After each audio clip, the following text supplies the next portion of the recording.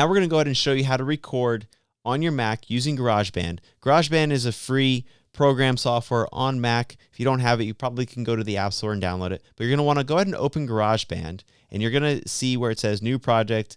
You're going to go ahead and hit Choose. Once you hit Choose, it's going to open up a window, and it's going to give you an option to choose what kind of track you want to record. Just go ahead and click on the Record using a microphone. That's fine. And then where it says Input, there's not going to be an input just yet. We'll show you how to do that here. But go ahead and hit Create. Now, once you're open to this screen, you want to make sure that your input is reading correctly. Now, I'm going to demonstrate to you where to go to make sure that you select the Rodecaster Pro as an input. You're not going to see the Rodecaster Pro as the input here because I'm recording the audio separate, just so that I can demonstrate how this works. But you're going to go up to GarageBand. You're going to go down to Preferences.